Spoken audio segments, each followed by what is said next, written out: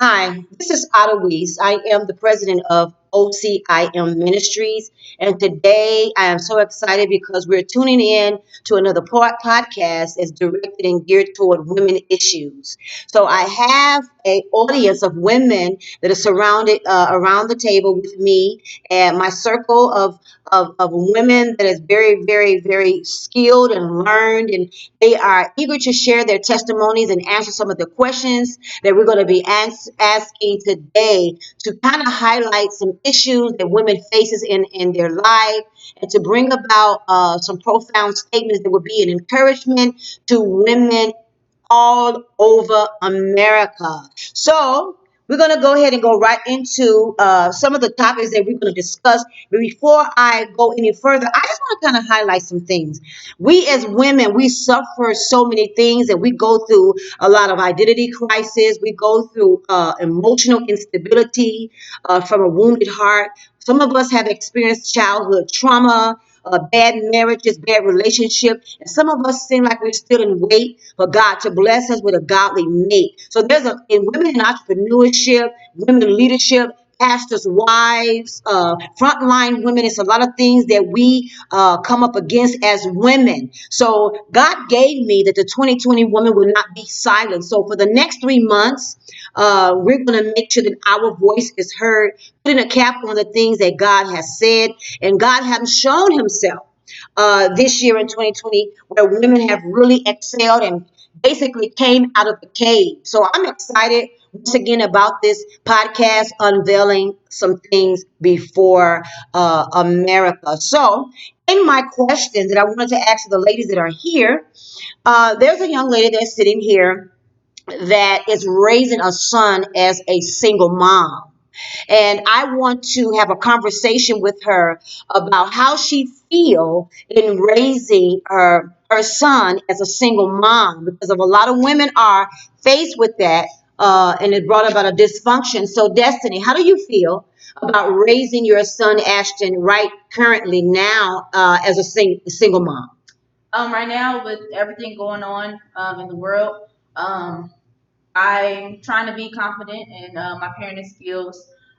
Sometimes it does get hard, knowing that I'm doing it on my own, but with my help of my family and the support system I have, it kind of takes some of the weight off the shoulders. But um, trying to guide him to manhood is what I'm really struggling with and what I want to aim to um, make sure I help him with become the man he needs to be.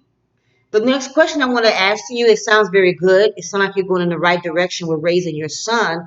When you said to basically put a cap on things as far as ushering him into manhood, what is it that you think as a mother being a nurturer that you can deposit in his life as a son, as a male man? Um, I believe I can give him the strength, that I have. Uh, he can grow to be a strong man, young man. Um, also, believe just being confident in everything he does. Just not being afraid to tackle the different tasks that come with life. Right. What is the emotions that you feel being a single mom? Um, Sometimes, I get a little down, on myself, thinking I'm not being hard enough on him or teaching him the things he needs to know. So sometimes I'm sad about it. But for the most part, I feel a lot of joy raising him because of the person he is, the child he is. So, what footprints can you leave for him to follow as a single mom?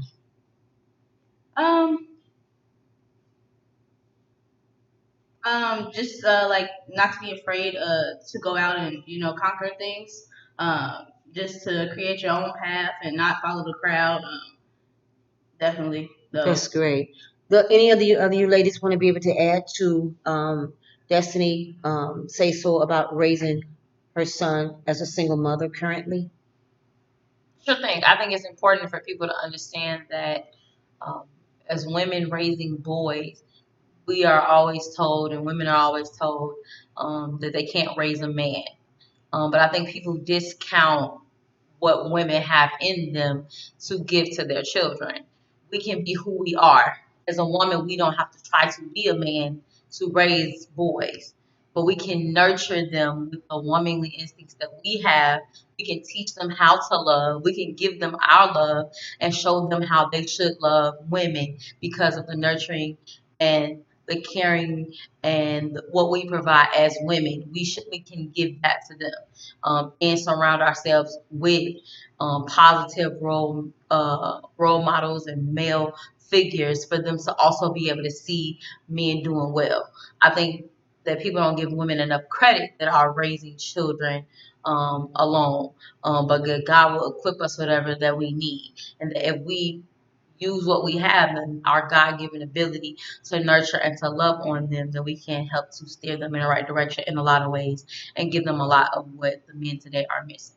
It is so awesome and it's a powerful kickback on the things that you've said. But me as a mom, I didn't raise my children completely as a single mom, but my oldest boy, I raised him partially as a single mom, and I've learned from that because I've learned that we have to have some type of balance and structure for them. And we as mothers, we should be a lot more up close and personal and giving them the hugs and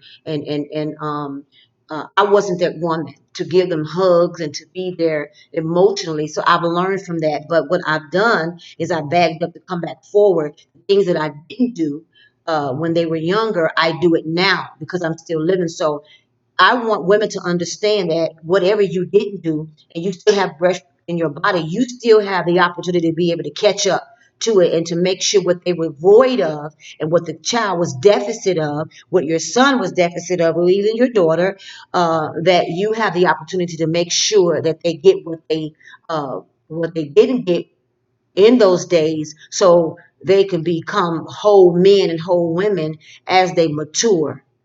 Anyone else have anything that they want to say about raising children as a single mom? Yeah, I'll add something. I think it's important for the woman to know that she doesn't have to do it all by herself, but to cultivate the right people around her. Preferably, you can find at least one male role model that the child can have in their life because they need that balance of masculine and feminine. But do what you can to vet the right people that you want to pour into your child, just like you would vet for the right person to be with in a relationship or with a friend. You want to look for the right person that could speak life over your child and into your child and be able to be there for them. Also, don't feel like overwhelmed by don't feel like you have to settle for less because you have children or a child and you're a single parent. There's so many people who walk around with this almost like a scarlet letter, this guilt, this shame on them, like, oh, I already had a kid and I don't deserve the love that I think I could or I thought I was going to have in the previous relationship and it didn't work out. Now, don't believe the lies of the enemy. You can definitely get the love that you deserve. You have to continue to work on yourself, love on yourself, and believe that you can have real love in someone who will love you and your child or your children. And I want to add to ask Destiny the absence of a father. Okay, what can you tell women about the absence of a father? Do you be hard on yourself because he's not there in the child's life? Because do you feel like you made the wrong decision, the wrong choice of a man? Do you really take a second look at yourself? I haven't necessarily taken a second look at myself. There was a moment in time where I thought that, I regretted the decision I made to have a child with the man I had him with. But at this present moment in time, I have no regrets. I'm extremely blessed with my son, so I have no regrets right now at all. So, what would you tell to the ladies that do have regrets? I would say take the time to forgive that person, whether they hurt you or they didn't, or however things ended. I would say forgive them so that you can move on, you can heal, and you can be the mother you need to be for your child. That's great. That's great. That's great. So I have another set of questions to start going into, and that is the spirit of abandonment for being fatherless. And I want to direct these questions to Candace. What does abandonment really, really feels like in your life currently? So I actually grew up in a single household. My mother had me at teenage years. So my father went his separate way to pursue higher education. And growing up, I felt like a void. Like I felt this person existed, but I had like no attachments to them. And it was actually extremely hard because my community knew who he was, knew where he was at, knew what he was doing, and kept comparing and contrasting, like, oh, you're his kid, you look like him. Oh, I've seen him last week, or like asking these various questions. And so I always felt like, me as the kid, this person who was supposed to be my father, it really left a hole in my self-esteem because I always felt like people were leaving. And so growing up, you hear people say different things. And as I'm growing up, it literally shifted like how I deal with men in general. It shifted how I shape my process of life. So I was like, I don't want to be a single mom, so I don't want to have children, so I don't want to get into relationships that mean nothing. I don't want to see other kids deal with abandonment issues like I did, so I don't want to have children. Um, and even like now, trying to figure out relationships and how you're supposed to act and respond. It's just been extremely hard trusting other people because of the fear of abandonment. Okay, abandonment. So my question to you in that, what do you think your process is going to look like for your healing, for being abandoned by your father or having the absence of your father now? So I have to heal and feeling like people leave and flee. Like I have to trust that people are there for a reason. Um, a part of the story that I don't think gets told is that God puts people in your life when people are not there. And so I have to value those relationships that I do have. And so that's a part of the healing is really looking at, what I have versus not looking at what I don't have. Um, Trusting that this abandonment feeling doesn't have to continue. It's not a place that I want to continue to be in.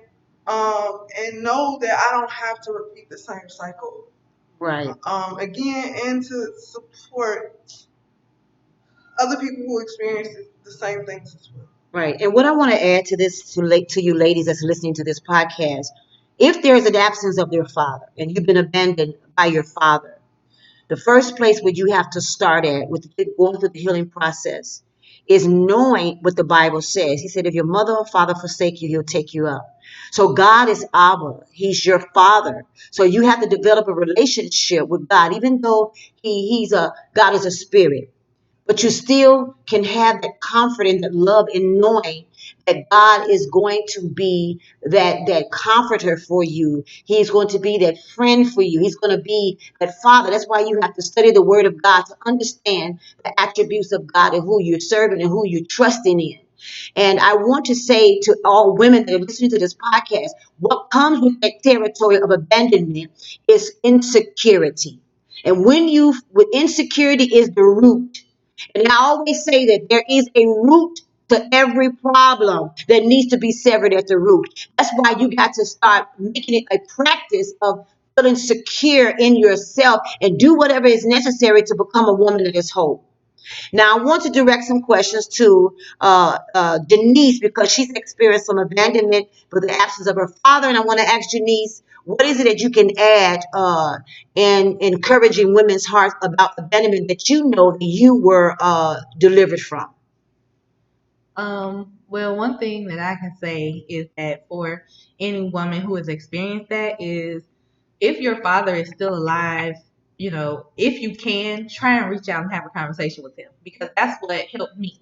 I had a conversation with him, and then in that conversation, I was able to get a better understanding of who he was and why he did abandon me. And so it helped me in being able to forgive him and to move past it. Now, at this current moment, I don't have a active relationship with my father. I'm not totally against it, but at the same time, because of the type of man my father is, I just don't see it happening because unfortunately he's one of those people that holds grudges. So you do one thing that he doesn't like and then that's it, you cut off no matter who you are. So but definitely reaching out and having a conversation and getting a full understanding and being able to get peace in the situation, bringing yourself to a place of peace. And it's like, okay, this is who he is. This is why he couldn't be the man that he needs to be for me or my mother or whatever the case may be. And, being able to realize that something that my family always told me in growing up without my father is that he was the one that missed out, not me. And it's like he missed my graduations. He missed, milestone birthdays. He missed great achievements and accomplishments in my life. Like I still was filled with love, whether it been from my other surrounding families or God, because God was always there, whether I knew it or not. And so that is the one thing that I would say to encourage women who've been through that. If it is possible to reach out to your father, reach out to him, have a conversation, try to get some understanding so that you can get some peace behind the situation. Right. So, Tatiana, what can you say to women that have reached out to their fathers and their fathers still don't hear them? You have to, I mean, there's some practical ways to do it. There definitely is a process of healing with that because everybody deals with abandonment issues differently and it affects them differently because you don't know, like, what they may have seen.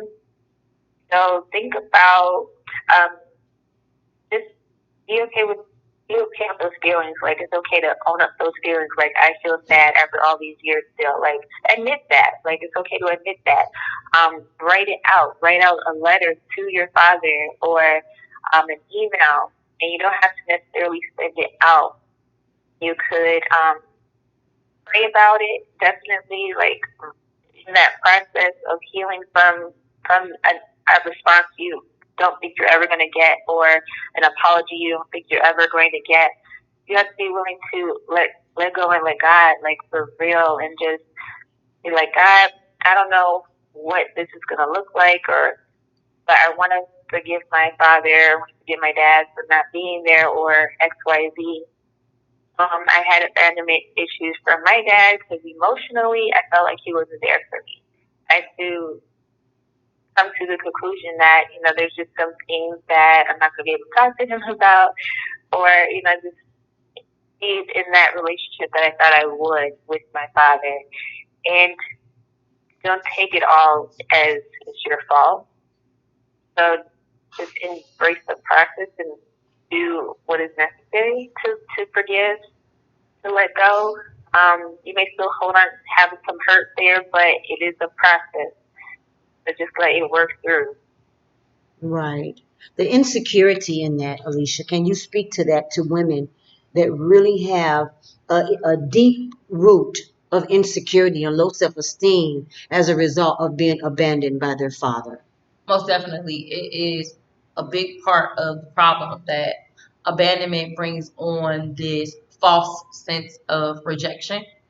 And it causes us to believe that we are not wanted and that because we were abandoned that there's something wrong with us and that now there's something in me where rejection has caused me to feel insecure about who I am. It's made me question my identity, why people don't love me, because abandonment creates all of these false narratives in our mind. We try to come up with these scenarios and these things to try to fix what was broken when in reality, when we begin to mature and we grow in our learning and understanding, something that is really important to know is that when you were abandoned, it was not because of you were not a good person or you weren't good enough.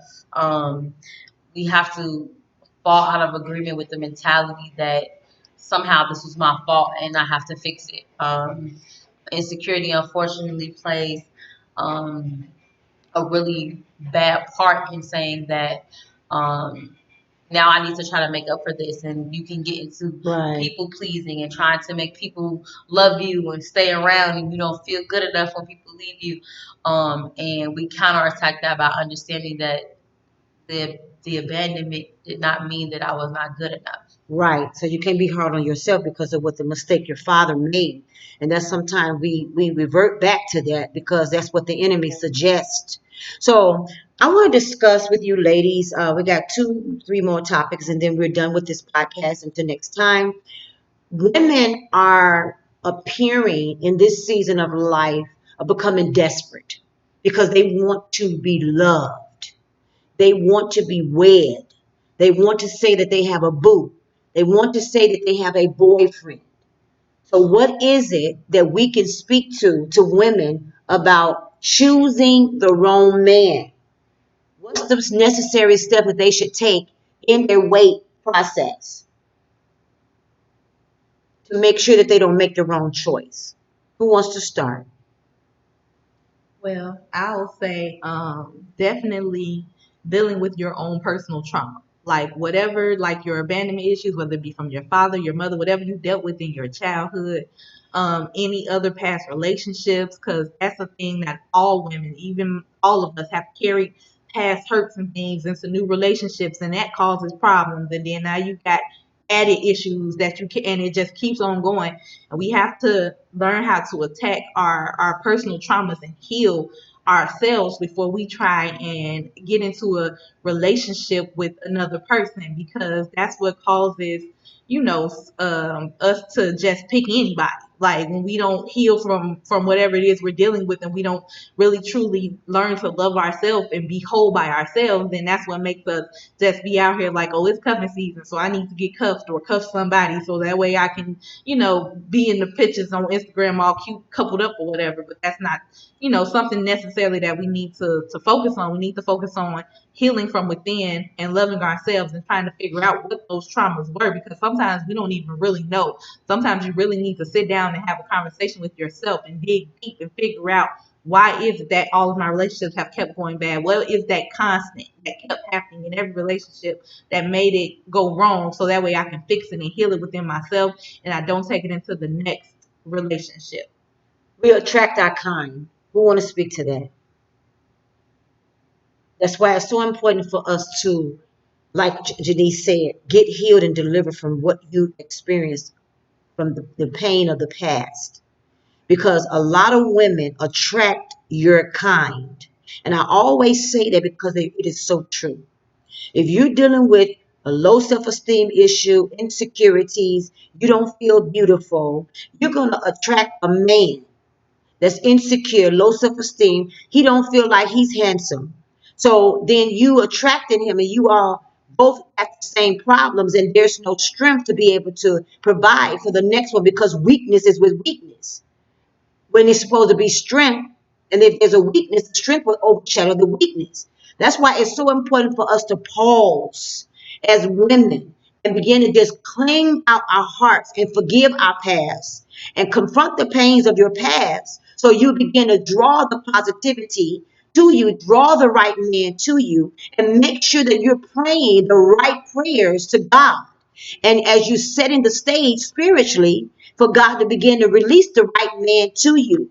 But if you going out desperate and you impatient and you just want to have somebody, then you're going to have somebody that's going to be considered a temporal situation. And it's not going to be something that's going to be long-term, everlasting, and looking for a marriage relationship where you all can spend the rest of your lives at. We as women need to change our way of thinking, the way of viewing things. Our attitudes needs to shift so we can begin to know what prosperity in relationships can look like. And this was a podcast that was named "Who Told You That?" Is a topic where the enemy have put limits on us. Who told you that you're ugly? Who told you that you can't have God's best? Who told you that you can't be a mother with successful children? Who told you that you cannot own their business? Meaning that the limits and the lies of hell is what needs to be expelled. And we need to execute judgment on the lies of the enemy, and it stops here today. The podcast said, "Who told you that?" Meaning that we need to see, where did that information come from? I heard a woman say, "Well, my mom told me this because she was old school," and I believe that, but didn't work for us. A lot of us need to unlearn to learn. Step back, and it's okay that you don't do it the way your mama or did it or your grandma did it. It might not work for you or work for them. So we're targeting these areas so your escape can be provided, but you make a decision and you want things to start looking different for your life. So, desperation in women. Who can put another spin on it? What does that look like? Desperation, Tati. Desperation looks like you're just taking anything that comes your way. Oftentimes, the Bible says that we as believers are the light of the world. Light attracts things. We just talked about how like attracts like, and you attract your own kind. You can also be doing what you're supposed to be doing and getting your life together, and has come your way. Anybody can just come up to you and say that they like you. It doesn't mean you just go the way that they're going. You need to know how to vet men. Vetting means knowing how to, do some research, you do some praying, like, God, what's up with this guy? Show me. And if you're patient enough, not desperate, God will show you. He will give you the signs. Listen, God is not out here to let you just be gotten by just anybody. He knows what you want and he knows what you desire, but he also allows tests to come because he wants to see where your mind is at. Right. If you're truly not ready for what he wants to give you, then he's going to let you know that too. That's I've been right. there before, so I know from experience that happens. So you don't want to be, you want to just take anything. You want to know yourself. You want to have some self-awareness, like, oh, I know what I like. I know how I want to be treated. I know how I want to be talked to. I know how I want to be called. What time of day I want to be called. It doesn't have to be in a controlling way. Right. It's just you understanding what you like. And if someone doesn't come to you with what you like, you can walk away. Desperate means you just take it just because they give it to you. Right. What are some warning signs, Alicia, that women can look for in entering into something that's considered to be bad? That's a great question. So some things to pay attention to are the behavior of the person. One, pay attention to how they initially entreat you and the things that they say. Because a person can only pretend for so long. They can only fake who they're being for so long if they're trying to assimilate to what they think you like, right? Pay attention to how they speak to you. Pay attention to how they treat their mother, their family members. Um, do they take care of themselves? How they treat their own self is a reflection on how they're going to treat you. Um, Toxic people do toxic things, and if you pay attention to the signs, they will be there. Um, and something that stands out in a person who is um, not ready for a relationship or a commitment. They make excuses. They won't put the time in. They won't commit to anything. It's always they're unavailable frequently.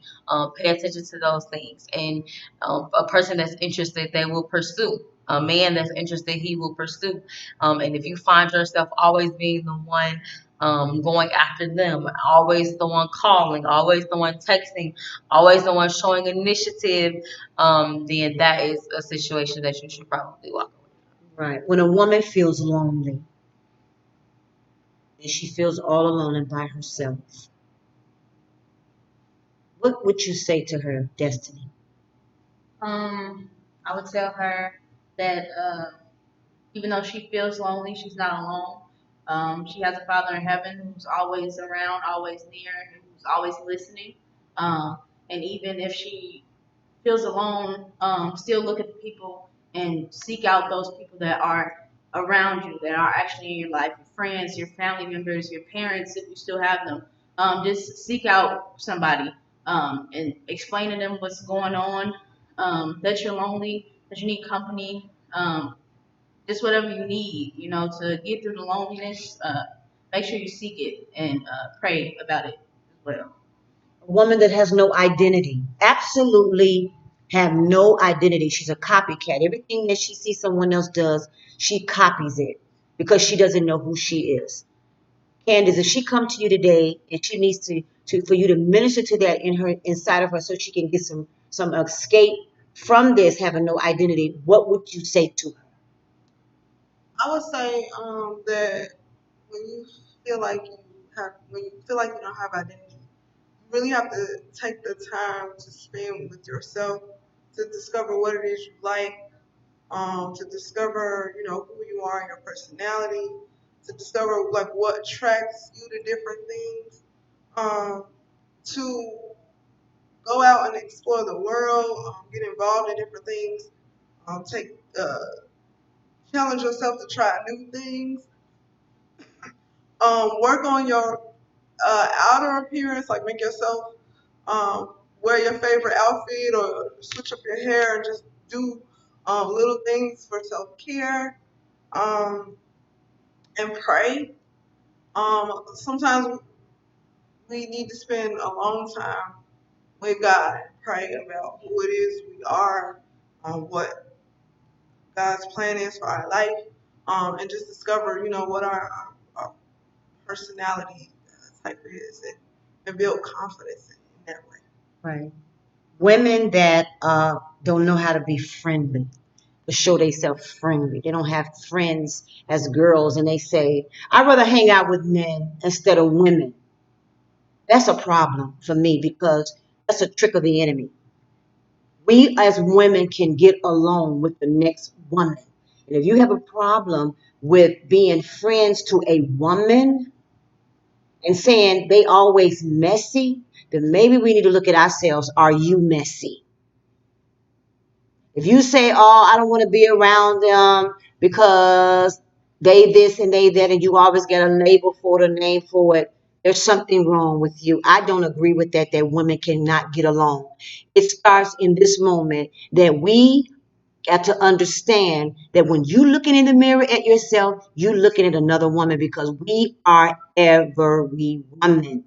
Janice, what can you say to a lady that may have been raped or molested and she needs some encouragement from you? What would you tell her today?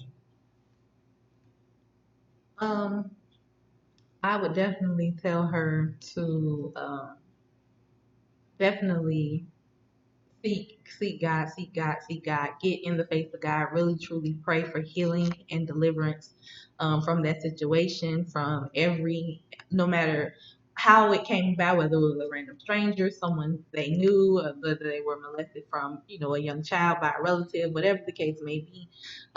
Truly, truly pray and seek God. And counseling as well. Like, I know we are spiritual people, but talking to a therapist never hurts anybody. And so, at the end of the day, getting as much help as possible and trying to free yourself from, those hurts, because those are really, really, really stronghold hurts that come upon a person being raped and molested. And so, definitely getting as much help as possible, spiritually and mentally, to be healed and free from the pains of that situation. That's good. Spirituality, and that's our last topic for tonight. Spirituality. Spirituality is staying focused. You have to become spiritually focused. What steps or measures or ways, and I need to hear from all of you all, if you can come up with one or two things, what does staying spiritually focused look like? And what is it that people can do to assist, what women can do to assist in their spiritual growth? Tatiana, you can go first. The word reminds us to not look to the left nor to the right, but stay focused on Christ and being Christ-centered.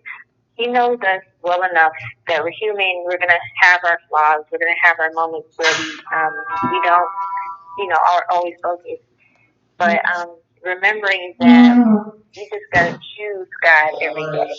You gotta wake up in the morning and say, "I thank you, God, for waking me up. I choose you today." That can really set the tone for the rest of your day and how you see and do things, because you have God in the forefront of your mind instead of picking up your phone first in the morning or or turning on the TV.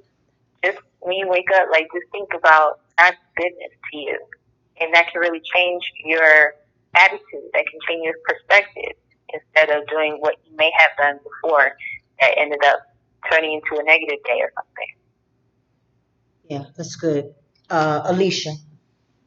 It's really important in order to stay spiritually focused to not get caught in a space where you feel condemnation and you allow that to hold you back.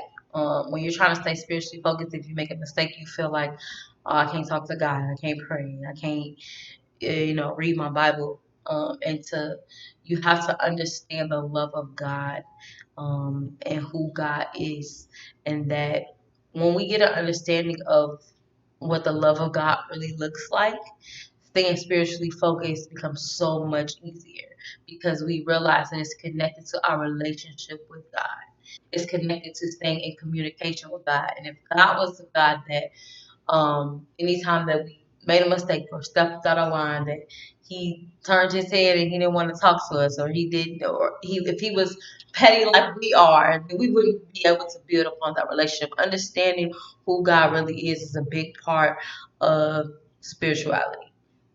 Staying mentally focused, making sure that your thoughts, that you counterattack whatever it is that the enemy is trying to put in your mind, making sure that you stay centered, um, will help you to be balanced, and to keep your spiritual. Destiny. The first thing that comes to mind is being consistent and intentional about your relationship with God. Make sure you set aside that time every day to get up, to pray, to read the Bible every day, and be consistent. It creates a habit, becomes routine, and you know you are always going to do it every day. You're always going to talk to Him and seek Him and become more mature spiritually and stay focused. Janice.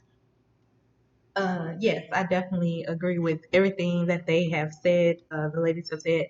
Also, definitely, really, truly studying to show yourself approved. Like, we all pray and maybe read a little scripture here and there, but really, truly digging deep into the scripture and dissecting them, and maybe reading different versions of the word to try and get a better understanding, so that way the word can be really truly more imparted into your heart and into your spirit, so you can know that this is exactly what God is saying about this particular situation, or this is actually how I should handle it, and this is what's inside of me as a child of God.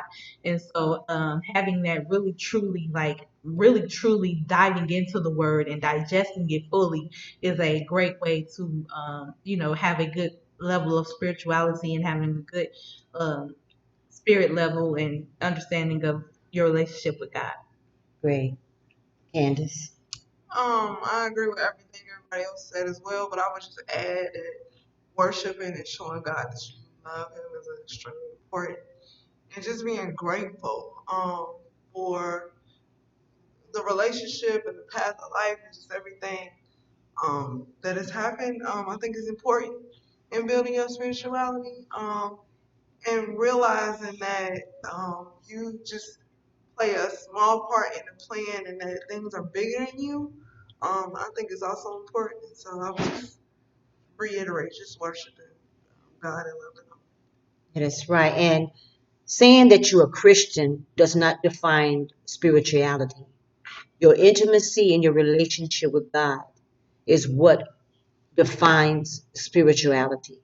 So your worship and your time spent with the Lord, reading the word, understanding who you serving, which is God, it develops a maturity inside of you where your spirituality, nobody even have to tell, nobody would would wrestle with the fact that you are a believer, because the fruits of the spirit will be evident, and it will show in your walk with the Lord, how you entreat people, how you communicate with people, how you love on people, and there's a light, like the Shekinah glory will shine upon your life, where people can see the characteristics of Jesus Christ shining forth.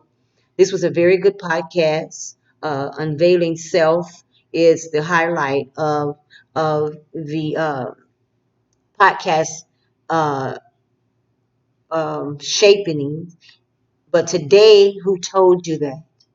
Who told you that? It's something that I want you to just focus on. And anybody, anything negative, the one that who told you that is Satan, that you can't be a woman that excel past your limitations that you have put upon yourself. Who told you that in the retrospect of those things that are positive, that you are the head and not the tail, above and only and not beneath, that you can prosper? God told you that. Anything that is framed with growth comes from the Father God that we serve. And women, I want you to remember that, hear that, digest it, because it is so timely for you to know that you're not alone. There's other women that is going through things that you have went through. There's women that have gone through and came out. There's some women that may not have been successful at a thing, may have failed at it, experienced premature death assignments as a result of things that they've suffered that caused displeasure in their lives.